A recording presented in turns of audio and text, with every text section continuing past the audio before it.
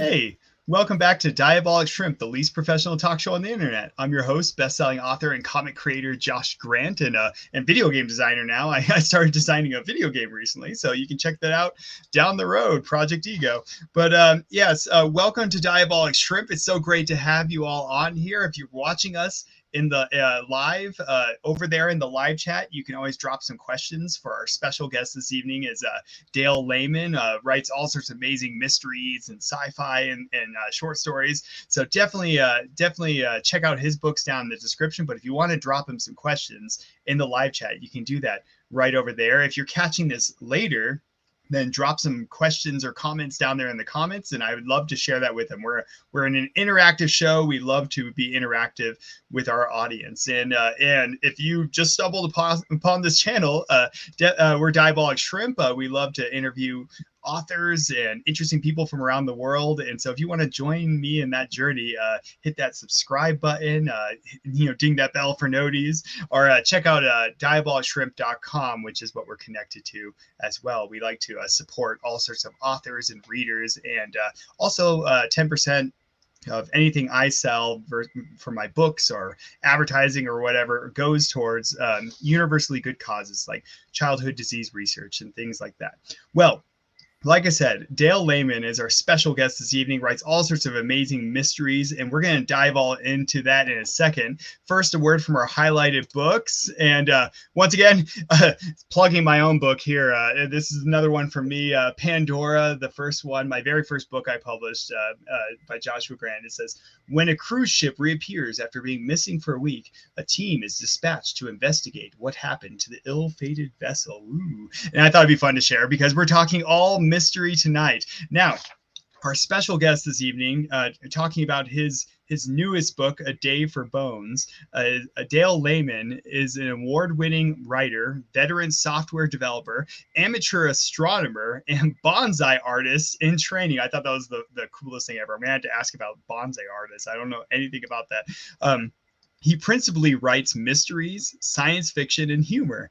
In addition to his novels, his writing has appeared in Sky and Telescope and on Medium.com. He owns and operates the imprint Red Tails. He and his late wife, Kathleen, have 5 children, 6 grandchildren, and 2 feisty cats. I got to hear one of the feisty cats just a minute ago. At any given time, Dale is at work. Excuse me. On several novels and short stories. And yes, he's an award-winning author. He's also won a Shrimpy Award. He's our very first Shrimpy Award winner on Diabolic Shrimp, which is the smallest award on the internet. And so it's a lot of fun to get to bring him on the show and talk with him. And he's been waiting in the wings for a moment, so let's bring him on. Dale, welcome back to Diabolic Shrimp. Thank you, Josh. It's great to be back. I always enjoy being on your show.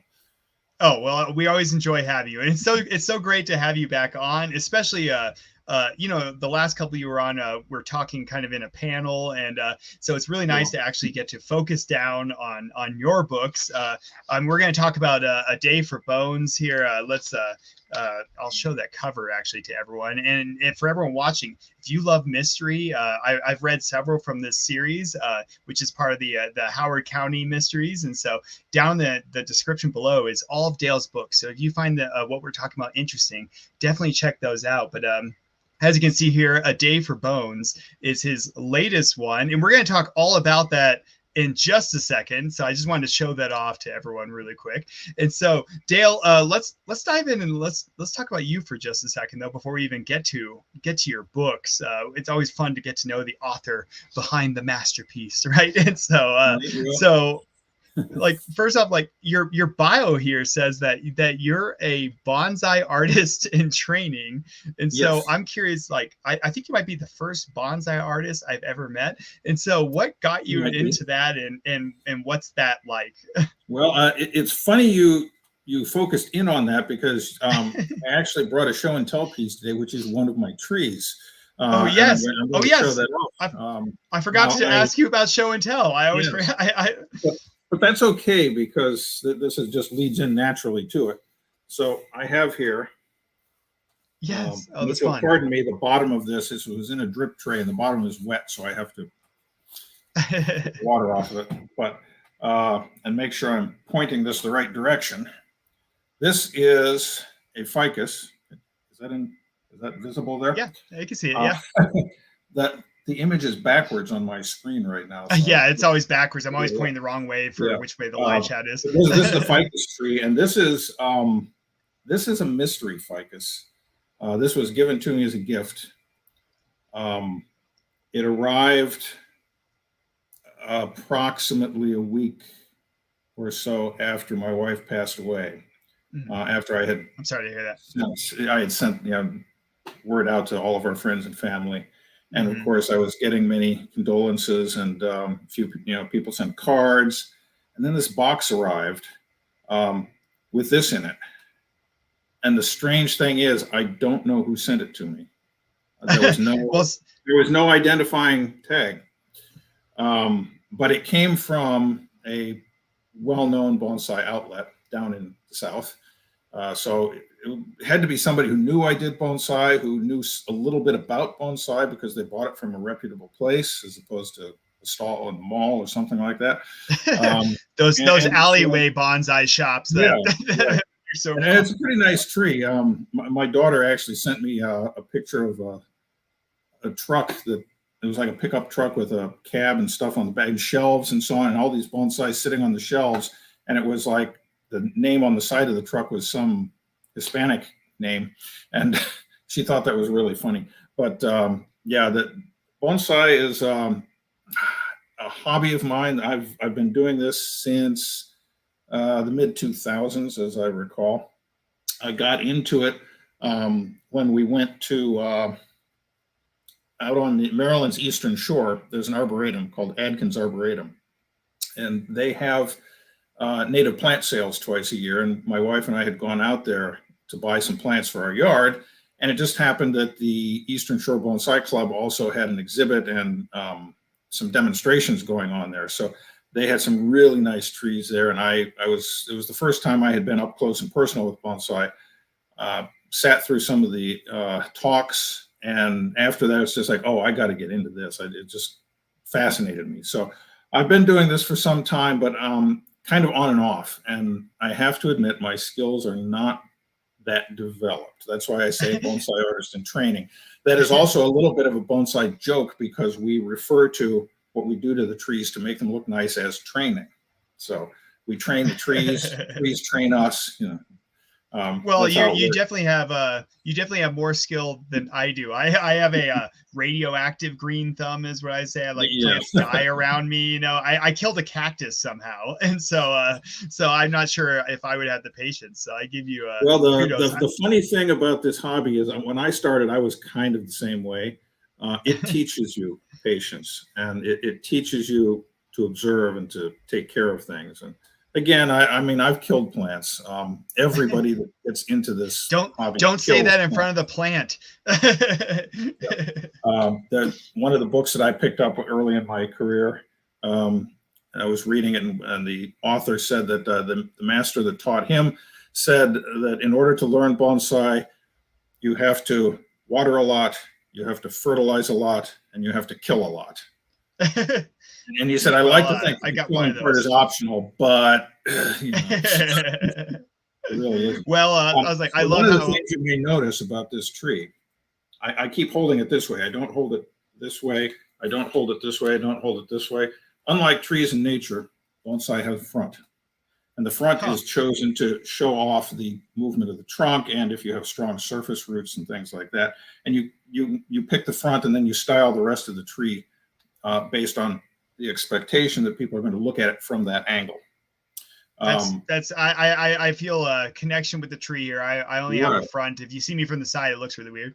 Right. So if you look here, I've got some wire wrapped around it. The wire is holding branches in position so that as the tree grows a little bit, the branches will solidify in the position that I want them. So we wrap the wire around, we bend the branches in the direction we want. We also do a lot of pruning.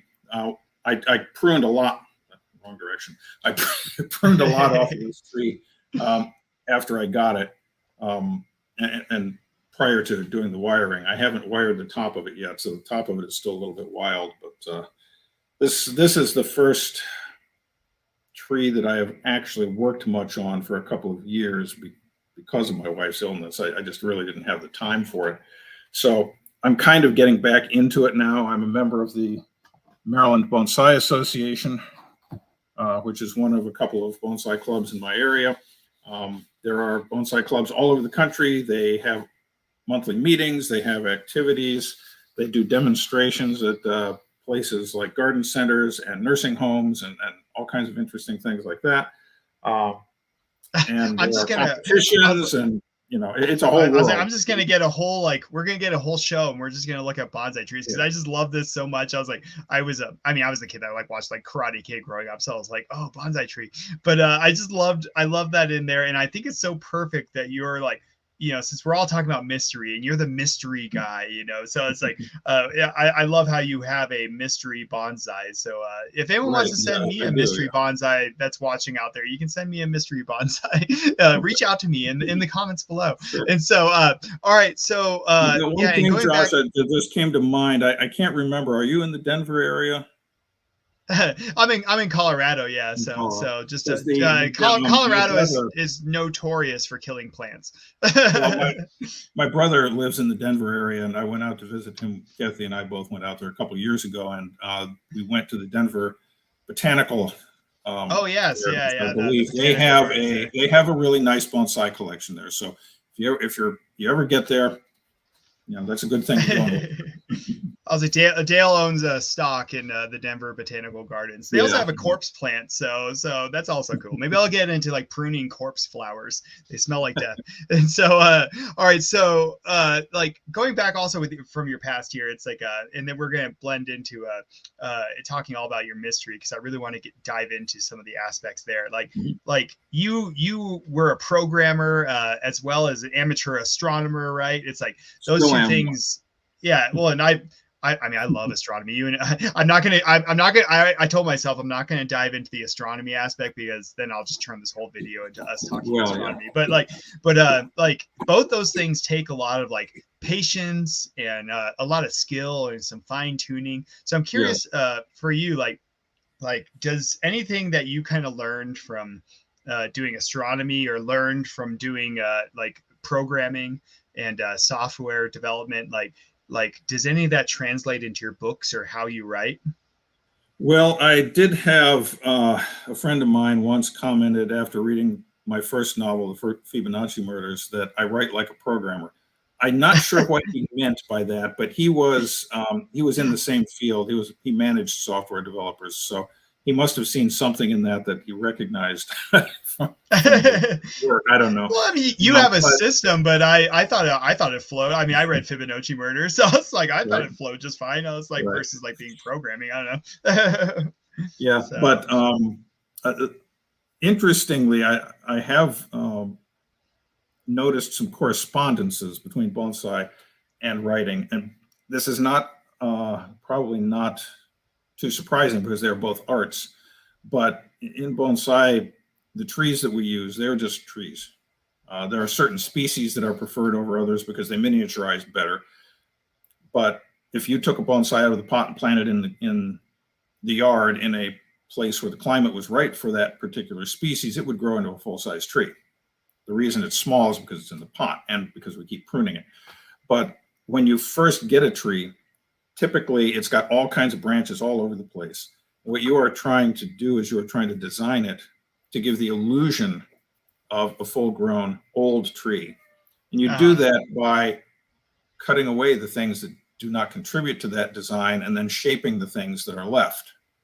Well, anybody who has done writing for any length of time will think, oh, that's exactly what I do with my stories. I explode this stuff onto the page in my first draft, and then I go back and I cut things and I rearrange things and so on. Only when I do comics, honestly. I was back when I used to write novels, I'm I can't cut this. I was the worst, I'm that person that badly needs an editor. I'm no, it all needs to be in there. Let it grow.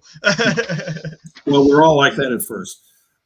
Yeah. But as you develop your writing skills, you realize that that's the kind of thing you're doing. And it occurred to me one day, I actually wrote an article about it on Medium, that it just occurred to me that I'm doing exactly the same thing with words in writing that I'm doing with trees and bonsai. So that's something that did kind of a light bulb went on for me at that point.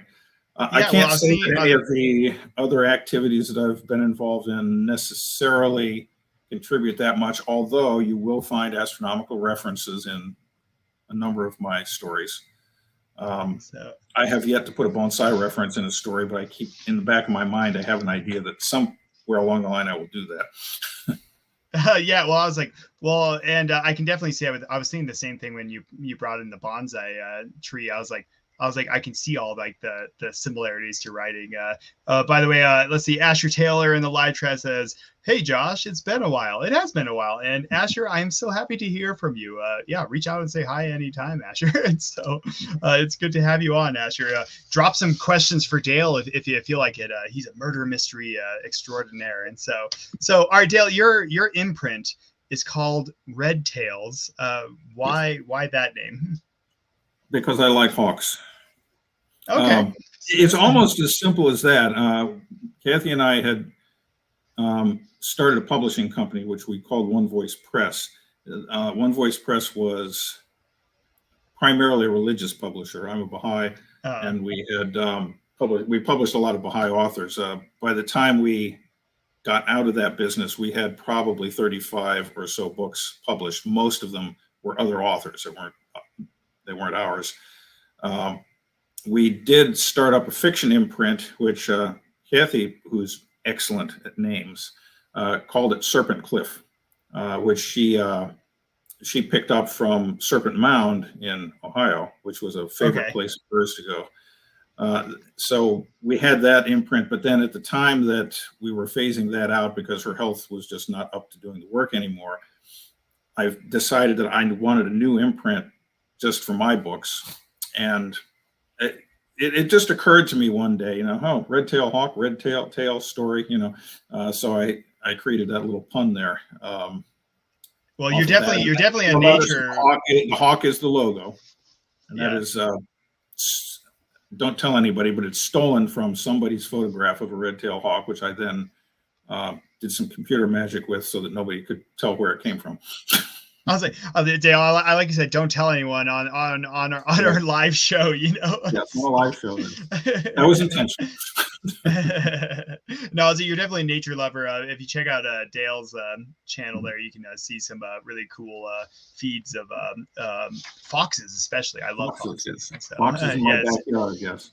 Yeah. Someday I may do something else with that feed, but right now it's pretty much all foxes with occasional. And that's okay. I love foxes. I was watching that the other night when I jumped on your channel there. I was like, oh yeah, another fox. And so all right, so let's get into Day of Bones just a bit here. I'll bring up the cover again because I love these covers for the Howard County mysteries. Right, all of them have these like gorgeous covers. But and can you just tell us a bit? I know that's always tricky with mystery, like without spoiling I guess too much. Can you tell us a bit about A Day for Bones and also just the Howard County mysteries in general? Sure. Well, the Howard County mysteries in general are set in, surprise, surprise, Howard County, Maryland, yep. which is a real place in central Maryland. Howard County is an interesting place in that it's outside of Baltimore, so it's not in the city. There are a lot of residential areas in it. There are also farms. It's kind of a sprawling county that has a lot of different settings in it, and I chose it specifically for that. Some people ask me, why didn't you just set it in Baltimore County since that's where you live? The curious thing about Baltimore County is that it does not include the city of Baltimore. It wraps around Baltimore. Baltimore City, as the folks around here refer to it, is not a part of any county. And that has to do with something in English law from way back when. Back in the day, But Baltimore County, city is here, and Baltimore County wraps all the way around it. So to get from one side to the other without going through the city, it takes time to do that.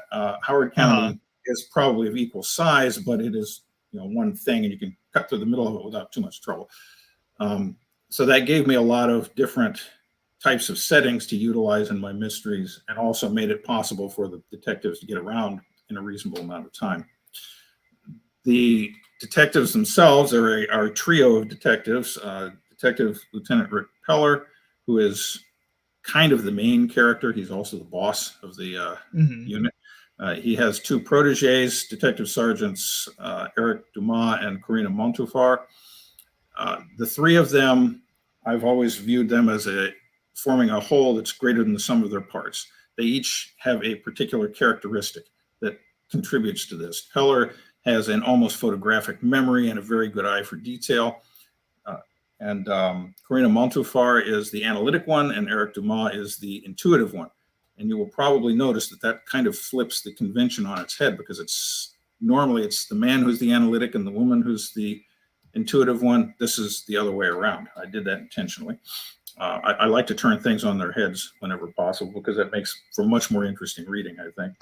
I'll say, yeah, such is the way of the mystery, right? Now, in A Day for Bones, this is based on a flood, actually a series of floods in Ellicott City. Ellicott City is this old historic town that was built basically in a valley. And they've always had floods there. But in recent decades, with development and all the concrete that's been spread around, all that water from storms just gets channeled down into this valley. And the historic district has undergone periodic flooding in recent times, really devastating floods that have caused a lot of damage and even lost lives.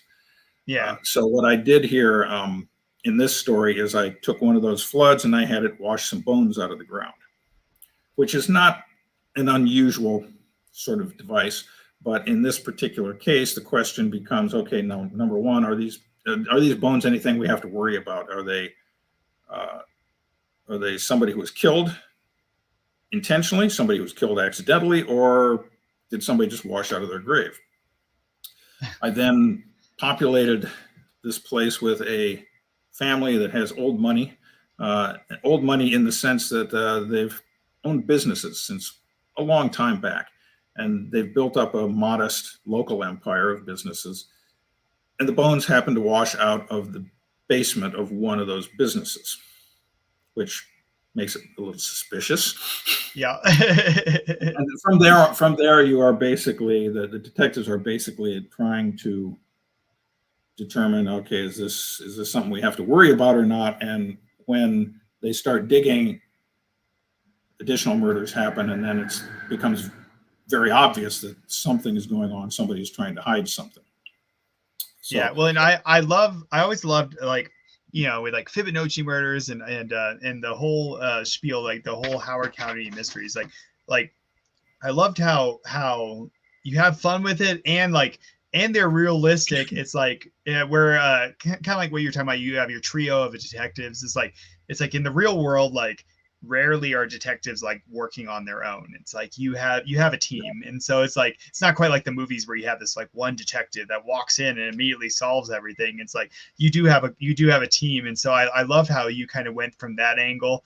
And when I was looking at like A Day for Bones, right, it's like I was like, how very timely, you know, when like lately, kind of what you were saying, like even recently they had some of these like large floods, but recently across the country we're seeing a lot of like either through floods or droughts, like they are finding a bunch of these like bodies from cold cases or whatever, and it is that question of like what happened here. So I thought that was interesting that like it's very timely all of a sudden for the premise. And so here we'll dive more into the story aspect, but I absolutely love, like, you know, these days I'm wrapped up and I'm a visual guy now because I do comics and now a video game, and so everything's like visual for me lately. And so and I always love the visual element of books. And so I'm curious for you, like, I mean, you have a gorgeous like system for like your covers for all the Howard County mysteries. And so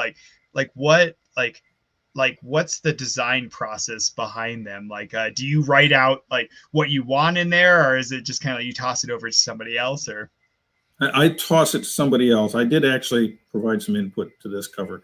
These covers, the original covers, which were published under the Serpent Cliff imprint that I mentioned before. And I remember that because I designed them. Now, we are not artists, so we thought we did a pretty good job on them, but when we went back and started comparing them to, you know, real book covers, if I can use that term, we realized that we didn't really have that much skill at that. That's how I feel every time. I do all the art no one will ever see in comics, and every time I start thinking, oh, maybe I'm an artist, like it takes me like a day, and then I like look at like another artist and they can do like something amazing with it, and I'm like, oh, maybe I'm not an artist. And right. So, well, and we knew we weren't. We thought we did okay, but when I decided to reissue, start the start the Red Tails imprint and reissue the books and clean up some typos and things like that along the way, I actually went shopping for an artist. These covers, believe it or not, come out of Siberia. The artist, the internet is an amazing thing. You can contact people all over the world just as easily as if they were next door. So that I found this fellow in Siberia whose work I liked and who charged a nice price, a price that I could live with. And he designed the redesigned cover for Fibonacci Murders. And that was one of these covers. And I actually have it here. I may as well just get these books down and show you. Yeah, I'll bring it back to us so people can see here a bit better. So this was his design for the Fibonacci Murders. And the only thing I told him about it is I wanted that Fibonacci spiral in there. And you can see the spiral there. But the guy holding the gun, the silhouette there, that was his inspiration. When it came to True Death, it looks like a Mission Impossible movie poster, you know. Right. So when it came to True Death, I told him I wanted a series, a theme for the series. So he again used the shadowy guy on the cover. The photograph was actually the photograph that I had used for the original cover. He turned it around backwards. I do remember your your original covers too. That's where I was like kind of fascinated when they got updated. Right. So he used the original photograph, but he colorized it differently, and he added that shadow, and of course the text using the same fonts that he had used for Fibonacci. And then for Ice on the Bay, the only thing I told him was I'd kind of like something that was like the Chesapeake frozen over. I was having trouble finding any good images of that. He actually found one which is nowhere near the area that actually, any area that actually is in the book, but it is a Chesapeake lighthouse. And it was taken quite a long time ago when the Chesapeake was frozen over. It rarely happens. It has happened a few times in history, but rarely. And then when we got to A Day for Bones, which you had already shown, he used the same theme again. I said, number one, there is a skull on a riverbank.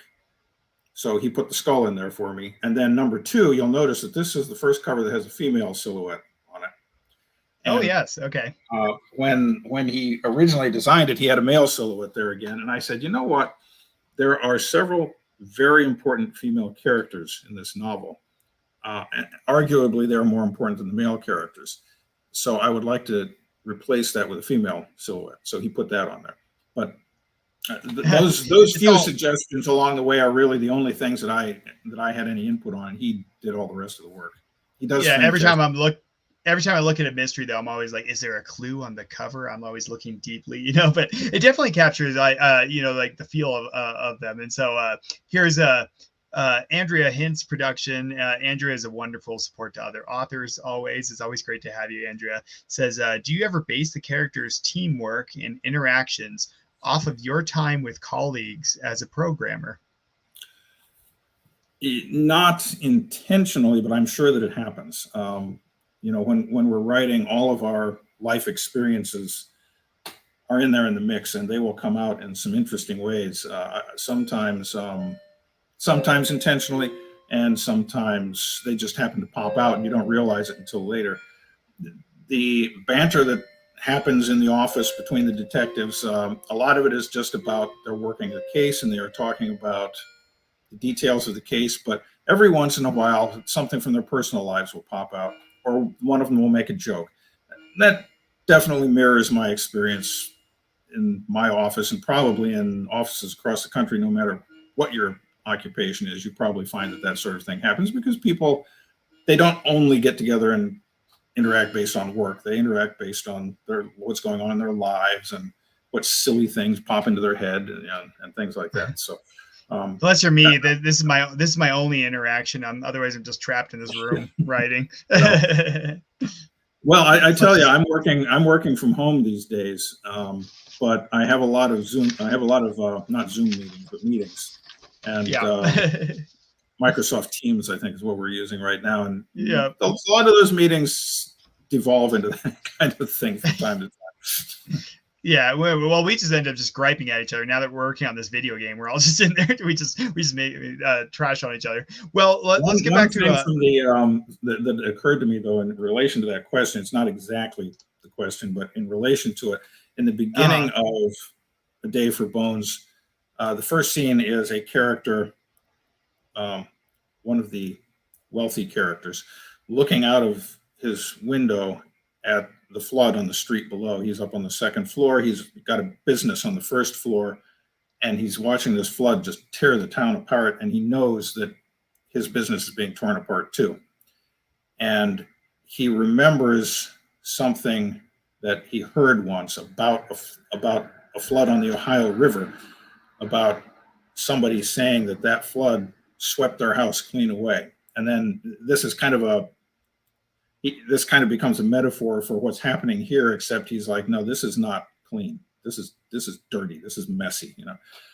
That line, swept her house clean away, is a line that I got from Kathleen's grandmother or great grandmother. I don't know exactly remember who said it, but it was something like that, and she related it to me. That's a line that's been in my head for 40 years, and it just came out in this novel because it just fits so well. I love, that's one of the things I absolutely love about writing, though, is like some of our personal connection as writers. And then sometimes it gives you a deeper look at the universe. Sometimes when you're trying to write these things out, it does make you think. And I always recommend anyone write a book because it really gives you a deeper look and helps you just emotionally. But on top of that, I love how sometimes it will bring back like something you haven't thought about in a while. Like you said, like, that line that stuck in your head from Kathleen's, you said grandmother, right? And it's like, and it's just like, it's kind of neat to weave those things into there because it kind of keeps that memory alive. But it's also like, sometimes it does make you think like, oh, I haven't even thought about this in ages, and makes you just think in new directions. So, well, here, let's bring up, yours is a detective novel, and one of the biggest elements in a detective book, right, is the detective themselves, right? And so over here we have several famous detectives throughout just literature and popular culture and whatnot. And so I'm just kind of curious from you, like how does Rick Peller, kind of your main detective, but there's several other ones. So how do your detectives kind of like compare, or what are they more like, I suppose, just to give our audience a general idea? Because you have, of course, like Sherlock Holmes, who's kind of quirky, but he's a little bit more serious and he kind of always knows what's going on. And then you get like even quirkier, you get like Hercule Poirot, and from Agatha Christie. He's kind of like Sherlock Holmes, but he's like got some weird eccentricities to him. He's got that odd mustache. And then you get, of course, on the far end of that spectrum, you get like Monk, who's very super OCD, right? And is super quirky. And then you start to get the kind of the grittier detectives, right? You get Dick Tracy over here, who's he's kind of quirky in a way. He's got all of his gadgets and stuff, but he's like kind of the James Bond of the detective world, of course. And I just want to throw Dick Tracy in here since I was like, I want them to remake a Dick Tracy movie. But and then down here we have we start to get even grittier, right? You start to get into like the area of Seven, where you have kind of like the young plucky detective and the older seasoned detective, right? And it's like, and you got kind of like the wittiness between them, but it's more gritty.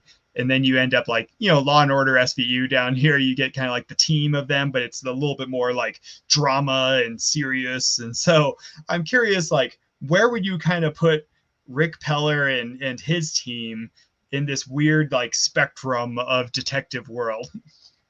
Well, Peller has admitted that he became a detective because of Columbo. Yeah. I thought I should have put him in there because I actually thought about it. Like, I was like, ooh, I should put Columbo in here, but I was like, I was running out of space over here. So sorry, Columbo. he admired he admired the way Columbo worked everything out with his mind and didn't even carry a gun. In fact, there was an episode in which he was supposed to go do his qualification with his gun, and he managed to talk somebody else into doing it for him because he couldn't actually shoot. But I kind of think of him, though, more as probably leaning a little bit more towards Sherlock Holmes in his ability to observe and remember things. That, in fact, his new lady friend, who has appeared in Ice on the Bay briefly and is becoming more important in this novel. Oh, interesting. Okay. Has taken to calling him Sherlock, which he kind of hates because he doesn't want that nickname to stick, but that's what she does. He is kind of a workaholic. I don't know that some of these more modern detectives, I'm not that familiar with them. Shame on me, I suppose. Yeah, but, no worries. I was like, I'm actually not that familiar with a few of them myself, so like I never saw. He's kind of a workaholic. He is a widower. His wife was killed in a hit and run accident, something like 4 years before the series opens. And in True Death, that incident actually plays front and center. So he doesn't have a whole lot in his life. He has a son who is married and living in Denver and has a couple of grandkids who live there in Denver. So they're not close by. So he has a neighbor that he talks to sometimes, but he's kind of a loner outside of work.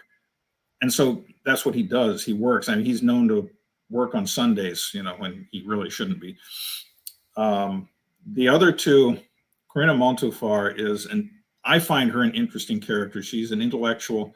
She's very focused on her work as well, but she comes from a bigger family and she has a lot of family connections.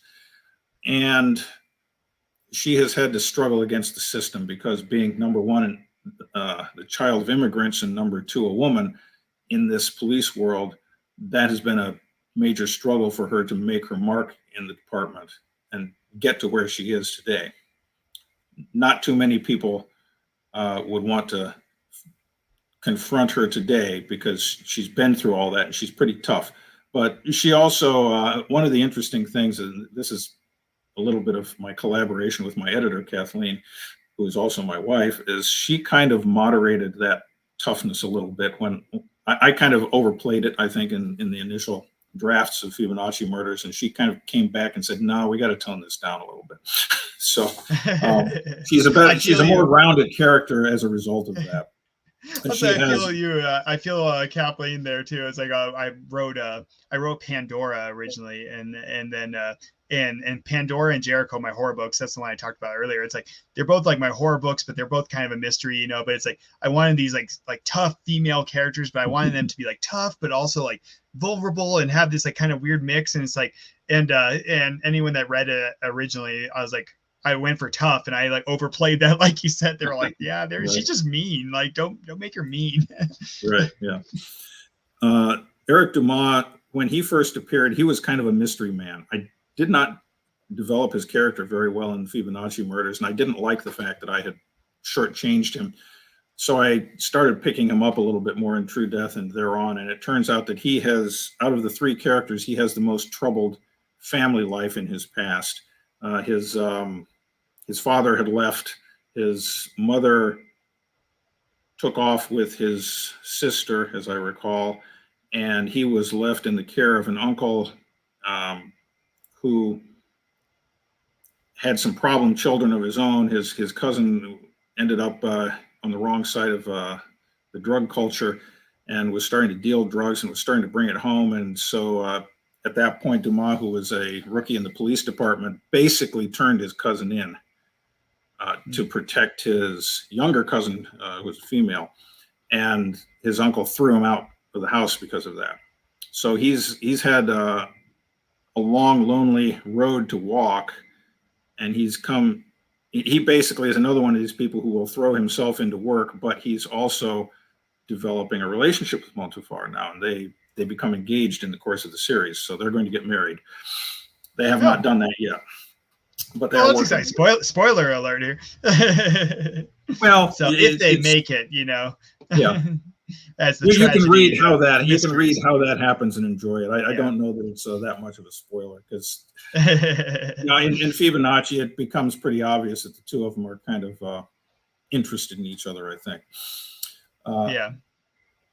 But they're all, in a way, they're all kind of the same. They're all kind of these workaholic type characters. They're all very smart, but their smarts kind of divergent in the way that they're smart, and they come together as a whole. That together they make one amazing detective. Yeah. Well, and I always thought of Peller as kind of like, I would call him kind of like, yeah, Sherlock Holmes with personality. I was like, I love Sherlock Holmes personally, but at the same time, I think he has a weird kind of quirky personality, but like, Yeah. if you read the original one, it's more about just the mystery. So he's like, he doesn't necessarily have as much personality. So that's what I liked about Peller. He still has that kind of like, he has that observation, but he has a bit more personality, and kind of like just having that team there. Like I said, it's kind of fun just to see that interaction. So now the setting in a mystery is often another character per se, right? And you touched on this earlier, but can you kind of just expand a little bit about like for Howard County mysteries, like why did you choose the setting like you did? It was very specific to the Fibonacci murders, really. I wanted a setting that I knew. And Howard County, although I don't live there, it's kind of like the county next door. I worked there. Okay. When we first moved to this area, that my job was in Howard County, and I've had a couple of other jobs in Howard County since then. So I knew the area. It provides a lot of scope. And in the Fibonacci murders, that's what I needed, because it's a series of murders. And these series of murders are based on a mathematical sequence. And I needed to have a lot of variety in how these murders took place and where they took place and the number of victims that were involved in them. And I just felt that Howard County gave me a lot of scope for developing that. It wasn't that I had it all planned out in advance. It's just I wanted the scope. And that allowed me to do a lot with that story. I probably could have done the same thing with Baltimore County, but as I said, it's harder to get around in Baltimore County. It's more populous. It's got the city stuck in the middle of it, and to get from one side to the other, you either have to go around the city or through the city, which neither one of those is fun, especially at rush hour. So that can make for a fun novel. They're sitting in rush hour. Yeah. I preferred Howard County largely for that, because it allowed me the scope, and it allowed me to move the detectives around with reasonable speed. So do you go out there still now to this day, and like just as you're just driving through or something, be like, oh yeah, that's where so and so got murdered in my book, does that still cross your mind? Occasionally. In True Death, the setting actually expands to include some other areas, including Western Maryland and West Virginia, and in flashbacks up in New York, where Peller grew up in upstate New York.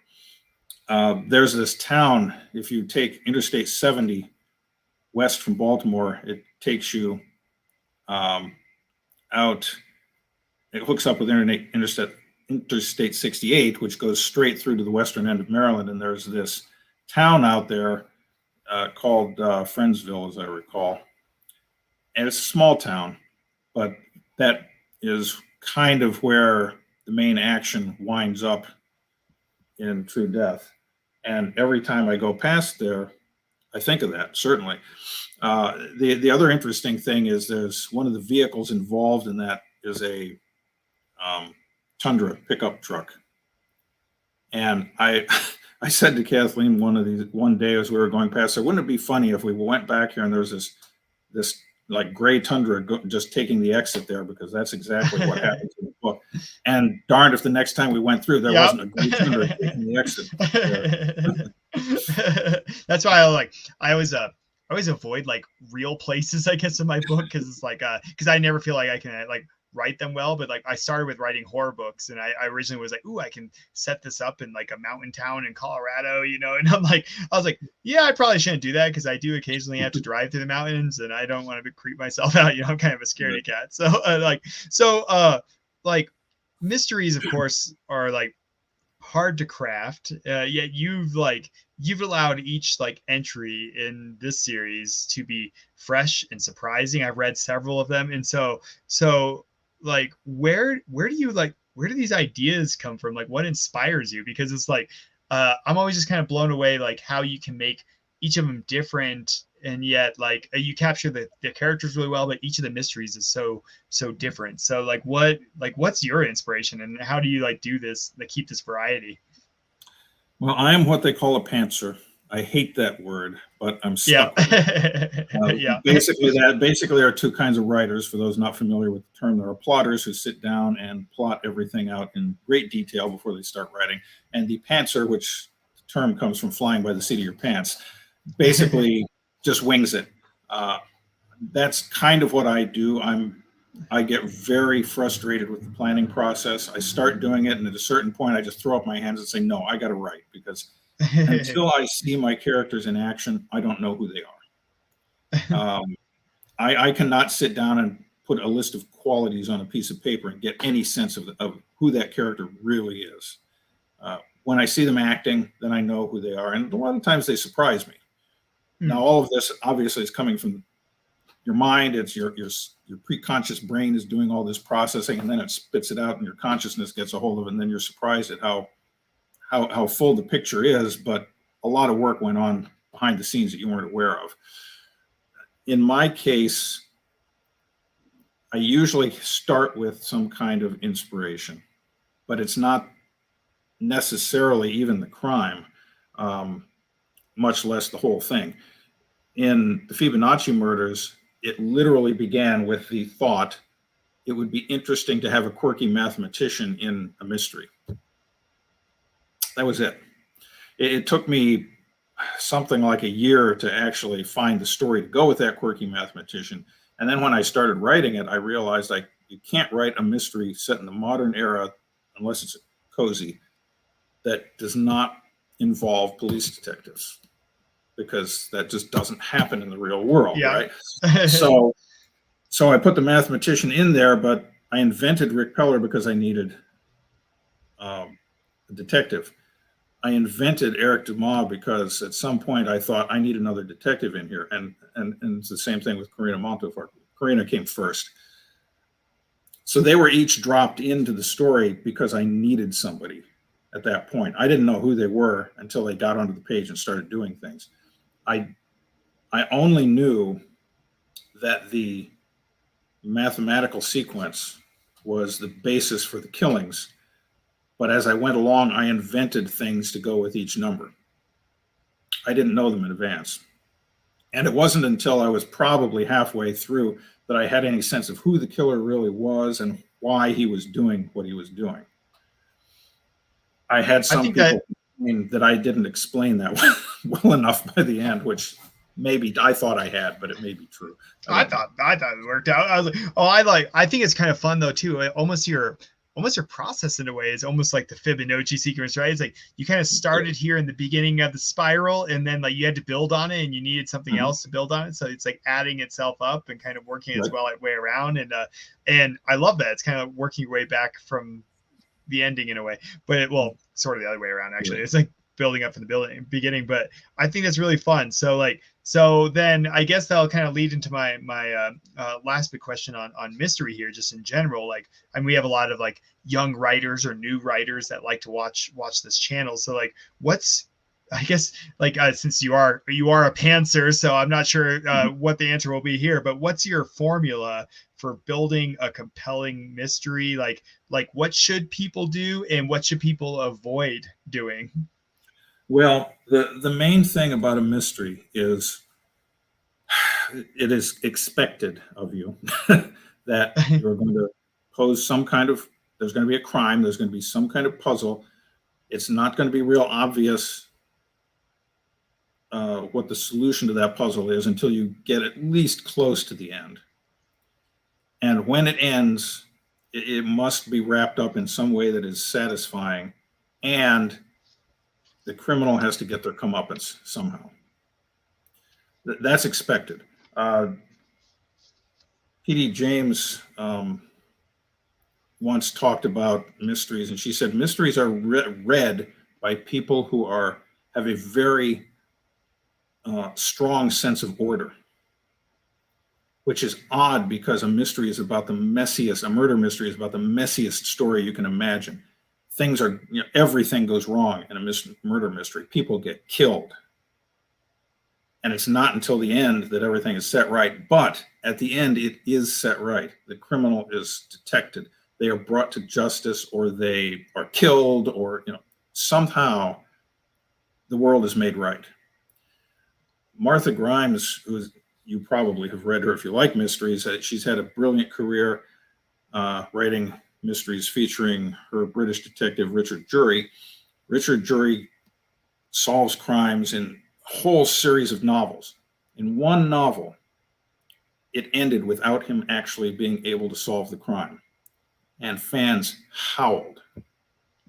Now, it was a brilliant story. I mean, I cannot say a bad thing about Martha Grimes' writing. She's one of my favorite authors, but it broke the rules, and a lot of people didn't like that. And that particular unsolved mystery kept popping up in her subsequent novels as Jury was still picking away at it. Even though he had other crimes to solve, he was still picking away at that one, trying to nail the guy that he knew was the culprit but couldn't prove. I like to say that she can get away with that because she is Martha Grimes. I would really get away with that. Well, I love I love how do you make it turn out? The answer to that is revision. You do not write it in one draft. I don't know where I'm going. I don't know who done it when I first start out. Sometimes I don't even know what they did when I first start out. That all develops. I throw things in right and left. I refer to it as the kitchen sink method. Anything that occurs to me, I just throw in. And when I get done with it, then I know what the story is. Then I can go back and I can, just like I said at the beginning with Bonsai, I can trim out the stuff that doesn't work. I can shape the stuff that does work. I can add things to strengthen. There are things that I plant in the beginning of the story because they are become important later on in the story that were not there in the first draft. It's a process that you go through, and you do this through multiple revisions. Yeah, well, and I love, like, because you said you were a pantser. I'm kind of a mixture of like a plotter and a pantser. I was like, I typically have a beginning and an end figured out and nothing in the middle, and like, so I like try to connect the 2 points, and then I'm a pantser. I just kind of go and try and see what happens, and sometimes I love that because especially in a mystery, like my horror books, when I was writing those, I was like, some of my favorite twists. I always have a twist in my book. Every one of them is kind of like a mystery. They all have a twist in the end. And but my favorite twist in one of my books there was like one I didn't see coming. It was like one of those ones where I'm like, I have to do this. I hate it, but I have to. It's so good.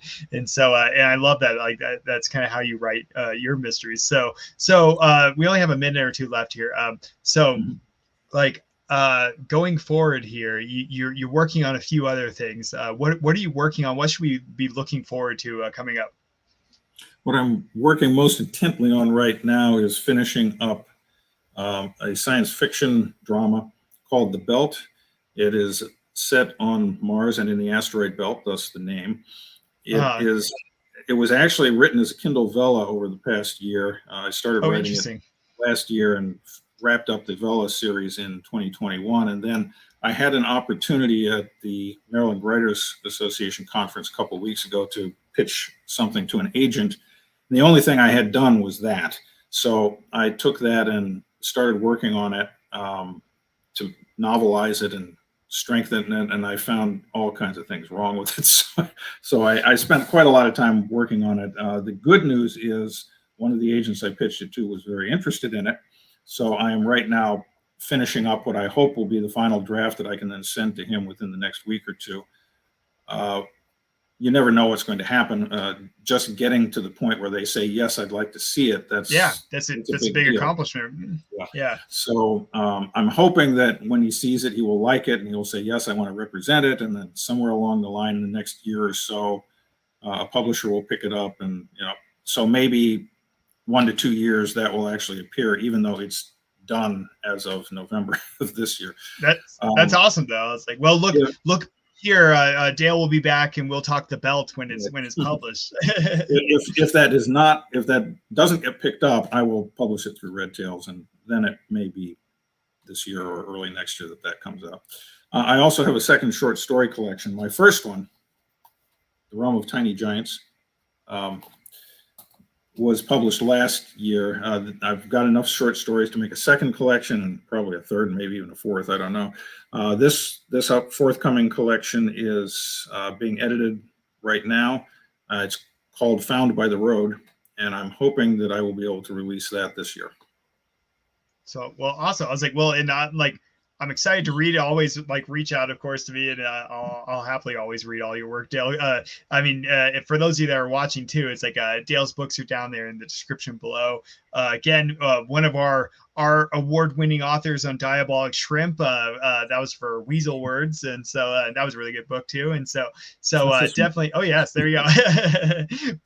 Like I said this before on the show, but we're definitely all about shameless self-promotion. I make all of the guests hold up their books, so definitely check out Dale's books. But Dale, like, unfortunately we are running out of time here, so I was like, I never quite get to everything I want to ask. I was like, but I absolutely love your mystery series, and so I definitely hope you keep going on that one. I definitely want to see more. I'm excited for a Day for Bones here, since that's your newest one. But is there anything else we can do to support you before we let you go?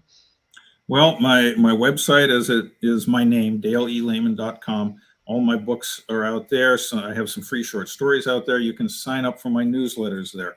I have a newsletter for readers called Story Corner. I have a newsletter for writers called Writing Corner. You can subscribe to one or both of them. You get some freebies. You get the Fibonacci Murders ebook free when you sign up. Nice. Plus my one and only Howard County mystery short story called Seven Apples, and a set of Howard County bookmarks, which are made from the covers. And I had the same artist who did the covers made the bookmarks for me. So you can get all of those. I'm working on some courses for writers. You'll get a free course when you sign up for the Writing Corner newsletter. Oh, that's awesome. Well, and you know, Dale, you're always a fountain of knowledge too. I always learn so much listening to you. So definitely, yeah, sign up for his courses. Well, Dale, it was fantastic having you back on Diabolic Shrimp. We'll definitely have to have you back on sometime soon. Great to be here. I very much enjoyed it. Well, I'm going to send you back down to the netherworld there, Dale, for a minute, hang out for a second. So that was Dale Lehman. Always a joy to have on the show. If you want to reach out to him, if you're catching this later, definitely drop those comments below. I always love to share those with our guests. If you've enjoyed this channel, definitely give us a like or subscribe. That always helps us to get shared around the internet. It helps me to promote some of these authors and interesting people around the world. Check us out on diabolicshrimp.com.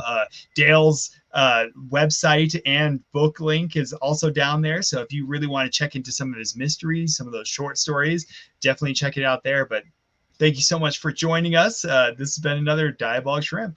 Have a good night.